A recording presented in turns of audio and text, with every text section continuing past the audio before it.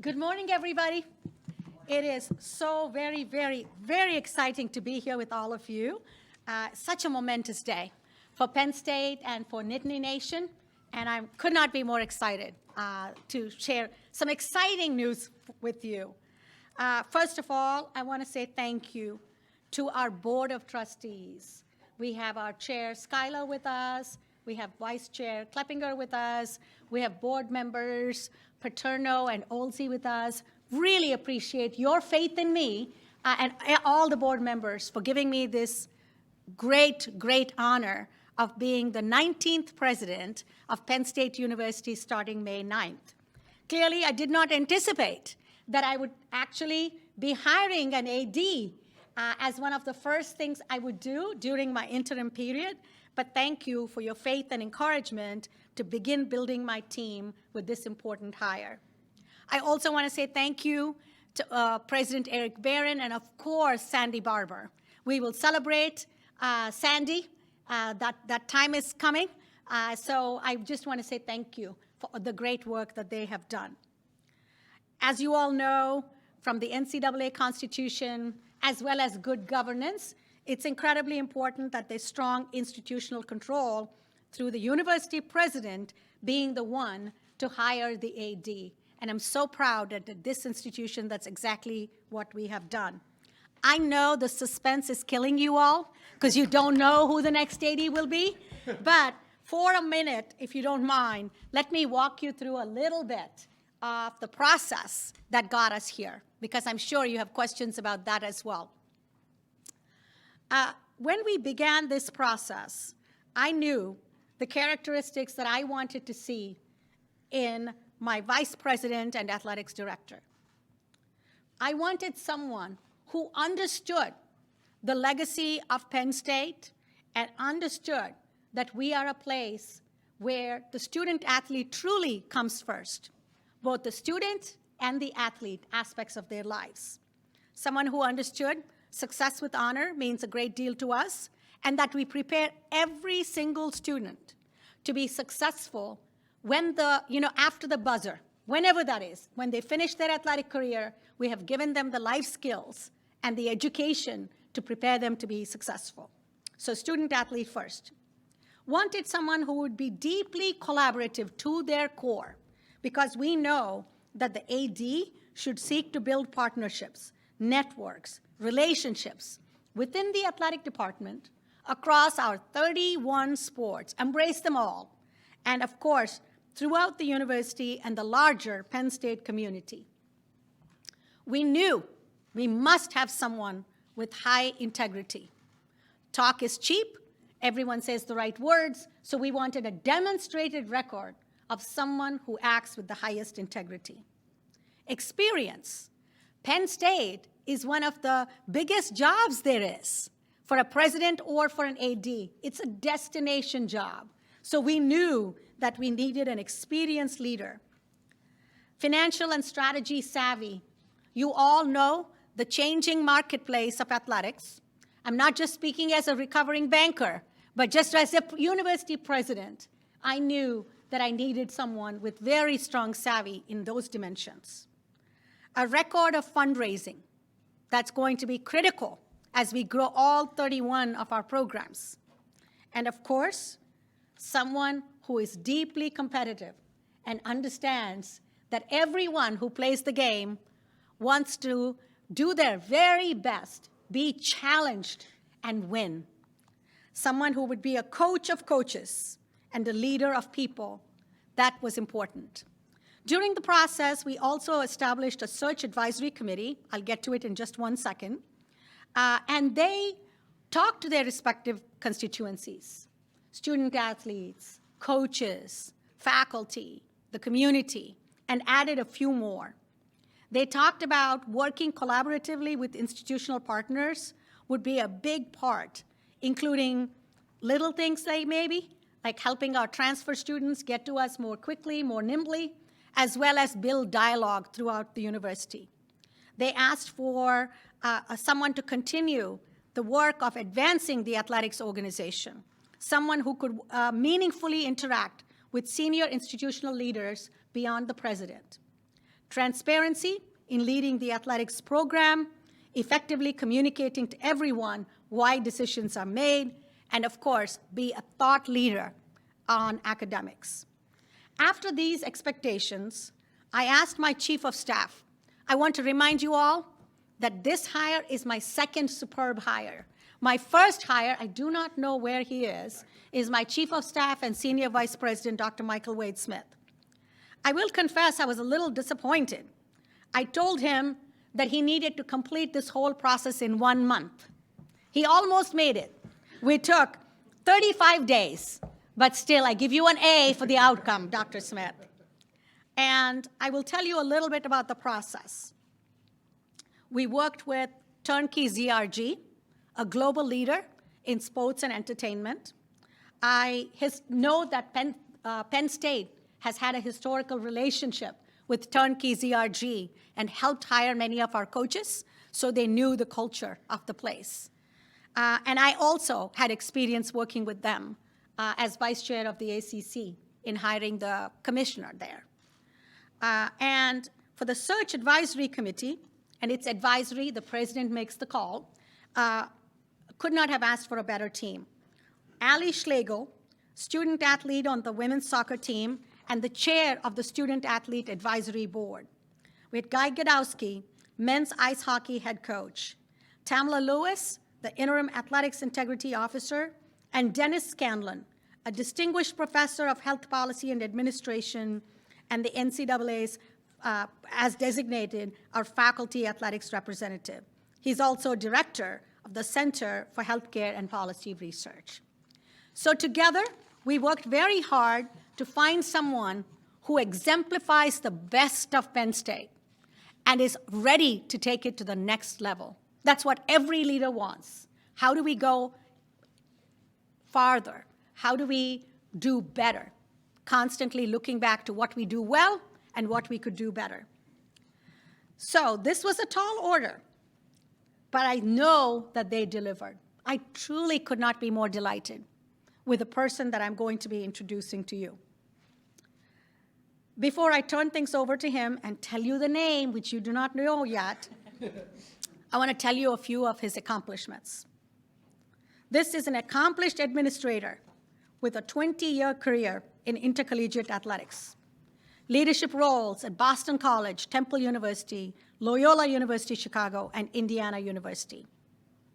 Someone who's led an NCAA Division I program with 31 varsity teams, has been a champion for academic excellence, and an advocate for coaches and staff.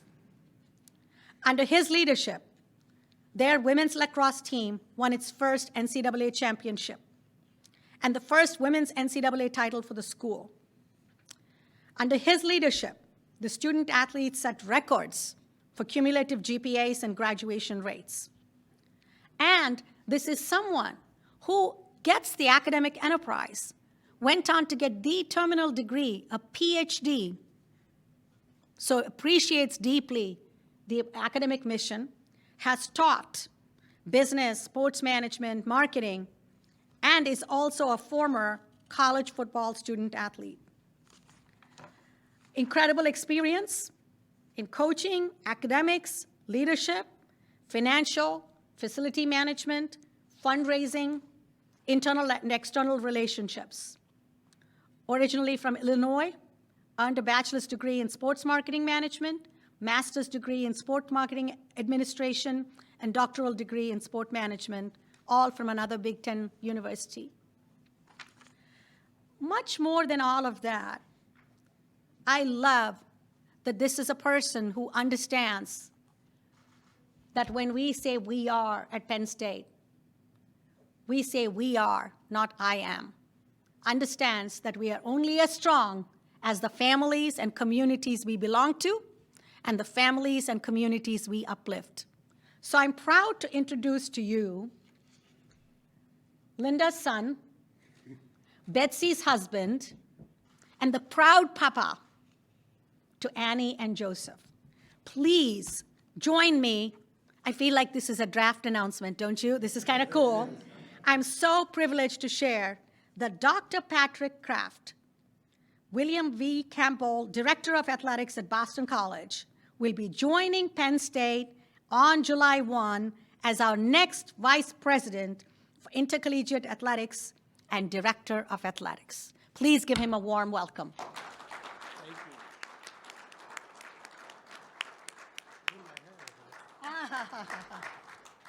you. It works, right, bud? I'm trying not to get emotional, and those of you will see over time, I'm an emotional person. You'll notice it on the sidelines of our competitions. But this is really a humbling moment for me to be sitting here right now. This is a dream come true, and it is hard to render me speechless, but I feel that at this moment. I have to thank President Bendaputi, Chairman Schuyler, the Board of Trustees, the search committee guys up there, and everybody who's been involved in this process. Michael, it just reaffirmed why I wanted to be here, why it was the right place for my family. Everyone has been incredible. The people have been amazing. The community has been incredible in a very short time. And I am so proud to have the opportunity to work with you, Neely, and to help this institution continue forward. You got it right the first time. I just hope I can match that. But the first time I met Neely, I just came home and I said, "Oh Lord, Betsy, let's hope we're going to get to this moment." She's truly amazing, an amazing person. So I thank you. I thank you. I want to start. I want to thank the people at Boston College. It's a wonderful community and it's a great place. This is not about Boston College. It was about Penn State. And I want to thank Father Leahy, our chairman John Fish, Mikey and Jay Hogue, Father Jack. Look, I am passionate. I got to meet the staff and the coaches earlier today. I love my staff. I love you all. But I love my BC staff, and I love those 700 athletes. They worked hard for us. And I'm proud of what we accomplished in a very short time. You know, whenever you think you have a plan, God laughs at you and says, "No, this is the plan." So I want to thank them. You know, I saw Sandy here, and she's probably like me. Oh, is she back there? Thank you, Sandy. Sandy, in our world, we have a small little athletic director world. Sandy is the best of the best. And I am honored to take over and continue what Sandy has done here. I was on the football oversight committee with Sandy, and actually Sandy, I don't know if Betsy, she told you this, she saw when Joseph was born in the elevator and we were a total mess. We had kids flying all over. But Sandy, thank you. And I'm going to build off your legacy. Let's see if I can get through this one. I want to thank my family. I don't want to look at them. So, Guy, I'll look at you up there. My family is everything to me, period. Everything I do here, everything I did in the past is about my family. I'm not going to take shortcuts because I'm not putting them in jeopardy. No one's taking food off my children's table. And so we're going to do it the right way here. But my brothers and sisters are in Chicago with my nieces and nephews, and I want to tell them I love them with all my heart. So you're going to have to get used to my mom. She's over here. She'll be here a lot. You know, Ma, you know I love you. She's the biggest cheerleader. I think if the Pope was open, she'd think I'd be the Pope. So of course, Pat, why wouldn't they take you? And then the three most important people in this room, my two, Annie and Joseph, who I'm sure they'll make fun of me for getting emotional. I love you guys, and they are fired up. Coach Franklin brought them on the football field, so that was a big day for them. And then, of course, my wife. Not here without, you bet. Just not. Simply put, it's not here. And the last couple days have been absolutely insane, but thank you. I got lost in the hotel this morning, if that puts in any perspective what today was like. And I love you, and thank you. So enough of that.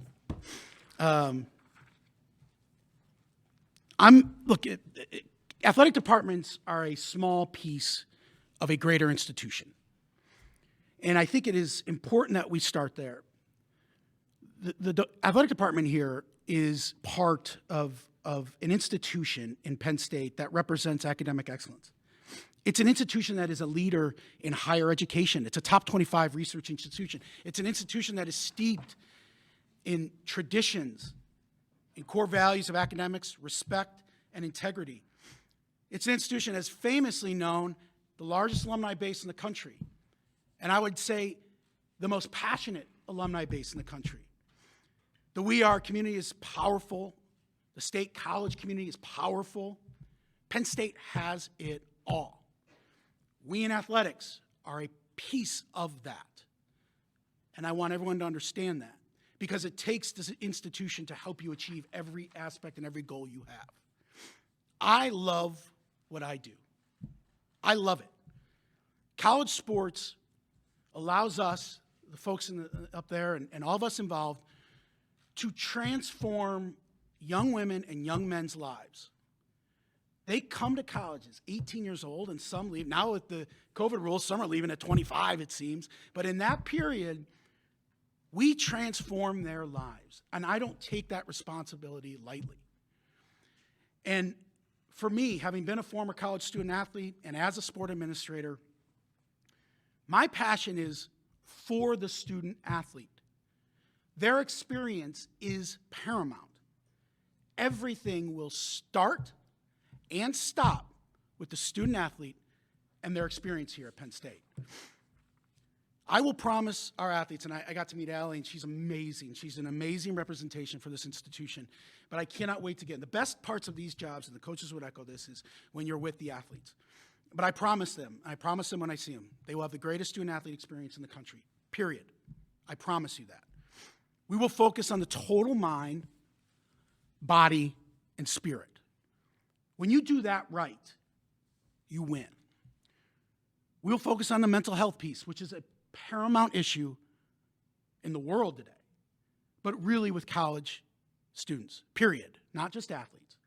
We're going to focus and continue academic support, nutrition, recovery, empower them that they all have a voice. No one should ever mute anybody. They have a voice. Use it. Engage in conversation. Be open and honest with one another. We will do everything we can to help the students today, and then whenever they leave our arms and leave this wonderful place of State College and move on to whatever they achieve after. We will continue to excel in the classroom. Look, I have 3 degrees. Mom probably never thought I'd have 3 degrees, but it's real. You can only play for so long, and you have to have that degree, and you come to Penn State for that piece of paper. That's important. That diploma, the network, the alumni, that's what it is. We will not waver on academic success. We will have an impact on the state college community and society as a whole. We are 31 strong. Hear me again. We are 31 strong. And we are committed to winning national championships and conference championships in 31 sports. We will continue the tradition of winning. We will have success with honor and win. That tradition is Penn State. We are Penn State. And make no bones about it now, and I talk to the coaches, I'm here to win. I'm here to win, and we are going to win. We're going to add to the 80 national championships and the 303 conference championships. We will do this with integrity. We'll do it with hard work, grittiness, toughness, and we're going to do it with passion, and we are going to have a good time. We're going to have fun now, but we're going to win. We're going to continue to win. I need to talk to Cal and see how he's done it so well, so consistently. That's the GOAT. But you will have that promise. This department is going to attack every single day with effort, with energy, and a great attitude. Effort, energy, and attitude. You can control those 3. Effort, energy, and an attitude. I just can't express to you the excitement I have. I got to meet the staff, and I got to meet the coaches. This is special people. And you got a shot when you have great people, and we have a great shot. And there's amazing people in State College. My kids and Betsy and I are excited to be really involved in State College in this community. It means a lot to us, and we are really, really excited. And I know I've taken a little bit more time, and so, but I do want to tell you a quick story. Not a long story, quick. But Jay May, we came in, the Indiana came in and played Jay's team, and it was probably my senior year. And we're driving, or I wasn't, my mom and dad were driving in traffic, before game day. And my mom was telling me this story the last couple days. I never heard this. And my dad leaned over to my mom and said, get ready. We're about to enter the mecca of college sports. And my dad passed 8 years ago. But he's right. He was right. And he is looking down, getting himself ready for the whiteout. But he is right. This is the mountaintop. And so I'm ready. And now it's time to get to work. And so everybody on campus, I can't wait to meet you all. Alums, I can't wait to meet you all. I thank you all for coming.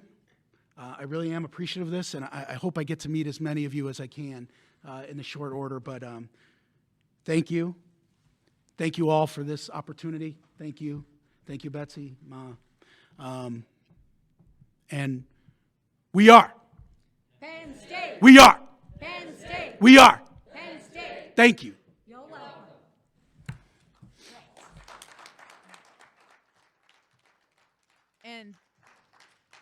And with that, welcome, Dr. Kraft, and we will open it up to questions here in the room. Raise your hand, and we will have Paul or Chelsea get a mic to you. We'll start with Mark, and then we'll come over to John. Hi, Mark Brennan of Lines 247. I'd like to ask both of you, if I may, can you speak to the importance of having a strong college football program, not only as kind of the face of the university for some of the things you were talking about, Pat, but also in maintaining the broad-based athletic program that Penn State's had over the years? Thank you. Thank you, Mark. And I think you absolutely nailed it in your question. Maybe I'd add a third dimension. Obviously, it's the program that helps us have the 31 sports, which is important, and we're going to be competitive in all of them. And we have that legacy of success that we need to build on.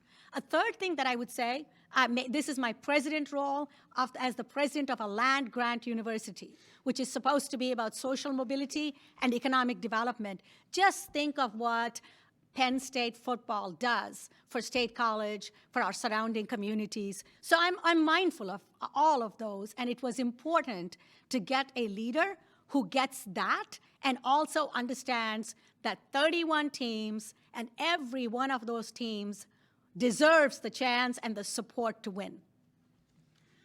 Yeah, I mean, Penn State football, right? And what I think what people miss is one other opportunity. You're going to bring 107,000 people onto your campus and engage and create memories. And so it is a driver. Nationally, it drives the brand. And it helps all the, you help in recruiting. Football game day helps recruiting for all the other sports. And I think it starts, and then everything else kind of falls in there. And Cal has shown it, that it leads to success elsewhere. But Penn State is Penn State football, and it's a big part of it. John Sauber, Center Daily Times. Pat, how do you balance those financial needs of football with the financial needs of the other 30 sports, and knowing that, the money generally is funneled to football here? Well, I don't know that. I haven't gotten in the books. I think it's a really valid question. What I would say now, so 12 hours now, or no, really 3 hours is the idea. I got to look. I'm not avoiding the question, but even at BC where we had 31 sports, right? You've got to weigh what are your wants and what are your needs, and we've got to provide that for everyone. So how do you combat that? Well, you got to go raise money and you got to generate revenue. Okay, and those are the key critical pieces, and it's having a discussion. It's having a strategy on how to spend the money and look at the money. Where is every penny spent? So right now, I got to look at where the finances. I haven't seen any of that, but I think it's important that you know, all right, here's where the money's coming in. How do we continue to use that revenue to offset some of the expenses in other areas? Because everyone has their own challenges, if you will. Every sport is unique in its own right. Pat, Daniel Gallen, Lions 24/7. Neely said the search lasted about 35 days. When were you approached, and how fast did this process move for you? Yeah. I promise not to cut in if you're asking Pat a question, but I just want to say that during this process, as you all know, it's a limited pool. It's not like thousands of people. But I do want to not talk about details of the search for two reasons. One is we promised the candidates that that's not what we would talk about in terms of engaging.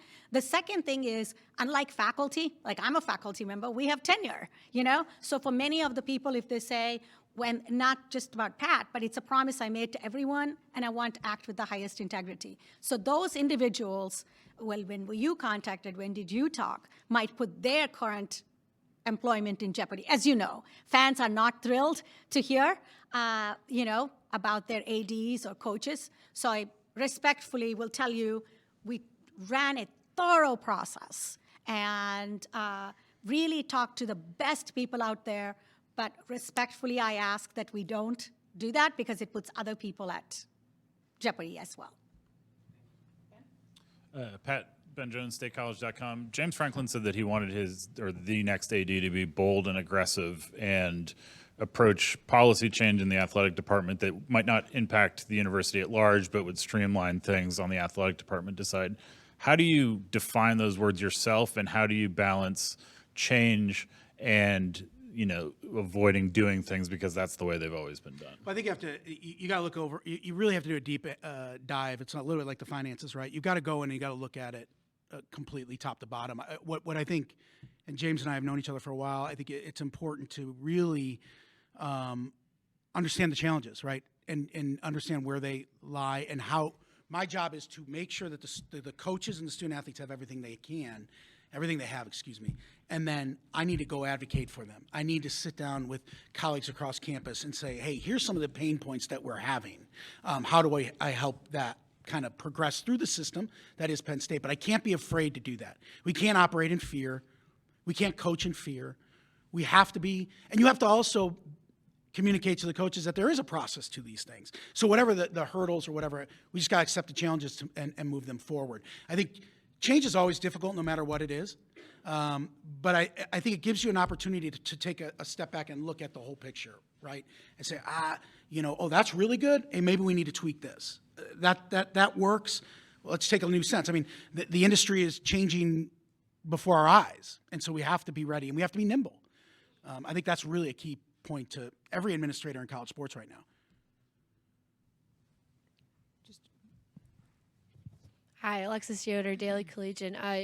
You just mentioned the changing landscape in college athletics, specific to the new name, image, and likeness legislation that's been out for almost a year now. What have you learned over the last year about that during this time, and what do you plan on bringing to Penn State to really harness, as you mentioned before, the large brand that Penn State is and helping student athletes navigate and capitalize off of those opportunities? That's a great question. I wish I had a great answer. I knew it is because it's changing so much. What I've learned in the past year is there's a lot of sharks in the water, and they're attacking, and we have to protect our athletes because there's a lot of things happening that, candidly, I don't really agree with. I think the NIL legislation was great. I really do. I'm a believer in it. I think athletes should absolutely have the opportunity to monetize their name, image, and likeness. Well, I do have an issue with people just calling others on rosters, offering them money, and then go hit the portal. And that's what's happening, and we have to find a way to fix that. I think that's going to be the biggest challenge. Now, what we're going to do here, we're going to look at what's in place. Once again, I will say we had great success. I'm really proud of how we've handled it at Boston College. I can only go for what I know, and really putting the structure in place for the athletes to maximize their brand and their opportunities. We got to protect the athletes, though. You pay taxes on that money you get. We all know. Everybody in this room knows that. And I think that's a really key point to it. And putting your name on something is putting your name on a brand. And what do you represent? Who do you represent? Not just the Penn State brand. Who is who you are. Does that represent you? And so I think that is going to be, I do think the market will self-correct in the next 24 months. I think it's inevitable. But it's one of the things we're going to have to dive into right away. Pat, you're one of the few athletic directors that comes with a hockey background in terms of time spent at Boston College.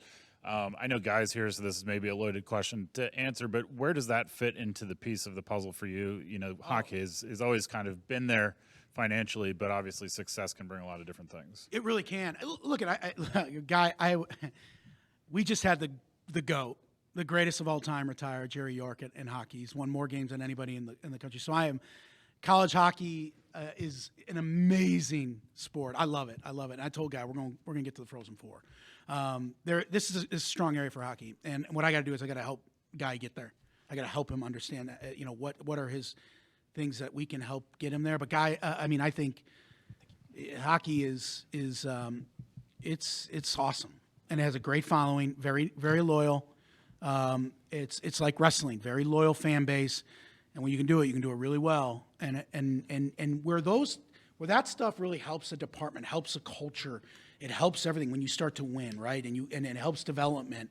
That's broad-based programming when you're winning top to bottom. And so, yeah, I'm excited to get in there. Guy was fantastic. I'm excited to get with him to help. Thomas Frank Carr, Blue White Illustrated. This may be a bit of an unfair question, but fans are very passionate about Beaver Stadium one way or another. So how do you view improving game day experience for fans at a older but, as you mentioned, destination stadium versus, the challenges of retrofitting or upgrading all of those things in the future? And what would you like for a timeline on those decisions to be? Well, it's funny. We talked about it, and it's funny. I've been a fan here. I've been on the sidelines, and I've been in the field at Beaver Stadium. We're gonna have to walk through that and talk through it. I will tell you one thing that's not gonna change: that visitors' locker room. I hate it when I'm a visitor, but I love it now. That thing is tight, and I would take the banners away when you walk on the concourse. So the fans, they did that the second time. I want the fans to feel it, and I will keep that roar. Man, that roar is awful as a visitor. You're hearing that. When we get into, I got to really get into it. I think there's a lot of things that you can do in the short term. BC's stadium was the same way. A lot of older stadiums are like that. You just really got to really analyze that. I don't have an answer for you. I'm not trying to avoid it. It's something obviously we're going to have to figure out. But I think there is great opportunity there. And there are some things that you can modernize it right now, short term. We're in Boston. Fenway has done an amazing job with what they've done. They've monetized Fenway to really generate revenue. Obviously, the stadium is not just an athletic director decision, but there's some nice things in that building if you're a home team. I will say that, having lived that several times. Pat, how do you view? You mentioned, of course, that Penn State being Penn State football. How do you view men's basketball then within the scope of the athletic department and sort of ensuring that it becomes a destination job for a coach like Micah Shrewsbury? I agree 100%. Look, I've known Mike. I got to know Micah recently, and first off, Sandy hit a home run. He's the real deal, and he is special. And what we have to do is change what people think about Penn State basketball. We have to, this is a place to come, and you can be successful. And so I think that's the first thing. And Micah has to have, and this goes to all of our coaches, the resources and the ability to go and change that perception. And so, he's the real deal. I got lucky with that one. With Sandy did that one wonderfully. But I think you're right. And that one takes time, right? You got to get people and young athletes to really understand, oh, wait, I can achieve everything here. I'm excited to really dive into that because both coaches deserve that. You can win in basketball. You can. Are there other questions in the room? No? Hold on. Wait for a mic. Hey, Ryan Parsons, Onward State. Sandy had said that she was in favor of expanding the college football playoff. Is that a sentiment that you would echo? And where do you see the future of alignment and playoff expansion going? Ooh, that's a good one. Yeah, I think it's going to get there. I think it's absolutely going to get to expanding to the playoff. The way I look at it is, it don't matter. It doesn't matter to me. I'm going to be in the 4. That's what my goal is. But if it expands, that's great. We have a down year and you're 12. Okay. But I think it's eventually going to get there. I really do. I mean, this is truly Pat Kraft's opinion, and take from what it was. But I think it'll get there. I think it's just, there is a lot though that we have to figure out. It's a lot of games, and there's wear and tear on the athletes' bodies. I mean, if you really look at it, and I'm not going to, this is a longer conversation, obviously, in being it, but I think there's a lot that it's not just as easy as you flip the switch and you play more games. I do think it's eventually going to get there, but I think the process is taking its course to do it. You could just kind of read where the narrative is going. And that's done at the CFP level, so we're kind of, in the riding that. But my approach here is control your own destiny. Go win games.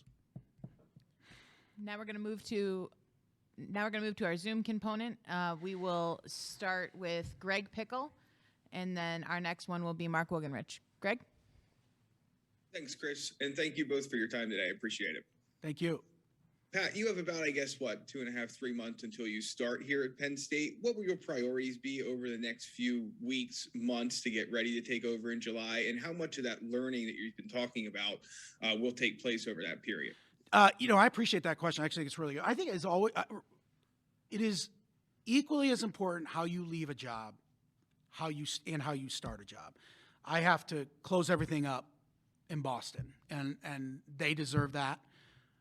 My student athletes there deserve that. So the month of May will really be focused on making sure that they're situated, and I'll do everything that they ask of me.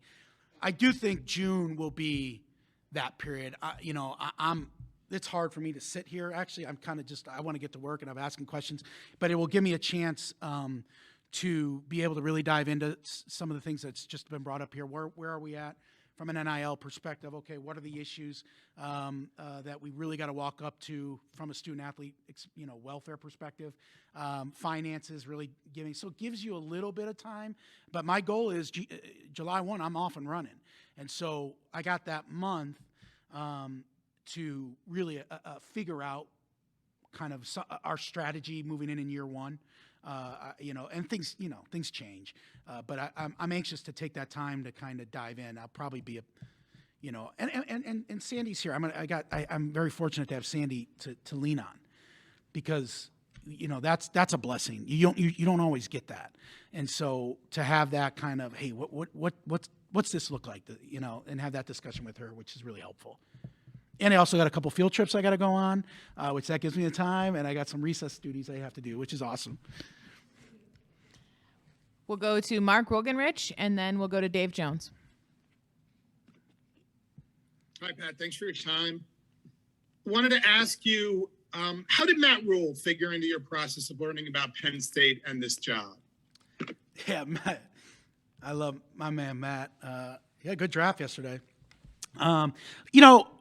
Matt and I and Julie and Betsy and the kids are very close. I mean, we started together in this. He was that coach, and I was, at Temple and AD, and our relationship. It's like we're really like brothers.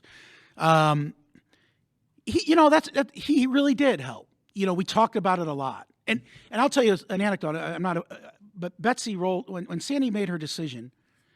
She looked at me and she said, "That's the one, right?" Because Matt and I talked about, candidly, I've been in the shadow of Penn State for 7 years when I was at Temple. And you want to beat Penn State.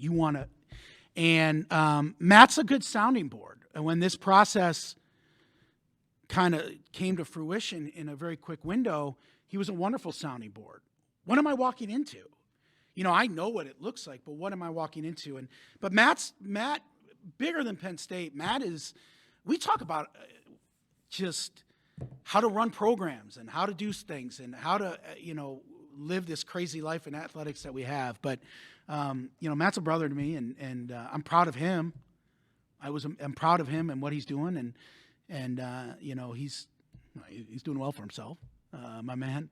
But he's got like, hey, you got to go meet this guy now, and you got to go here, and The Chili's that Julian he met at doesn't exist anymore. They told me that, his wife. So, but you know what I will say is all the Penn State people that I met through Matt in time and our friendship, it really showed me a lot. And it's funny how all those conversations from when I started with Matt lead to this point. With no direction, right? Not about, just in general about Penn State and what it meant. Dave Jones and then Rich Scarcella. Pat, I guess, well, Mark took my question, first of all, so I'm going to go to 1B here. What was your experience like walking on in football at Indiana? And what, if anything, did it teach you about this world that you're in now? That's a great question. It wasn't necessarily, I've just been a grinder. I've had to work really hard. So the walking on piece was, I was going to do it. I was determined. I want to play in the Big Ten. And I love my alma mater. And what I learned from that, what you learn from, I'll just talk about football, but sports, you learn that hard work. You learn the grittiness, you learn toughness, you learn how to overcome obstacles.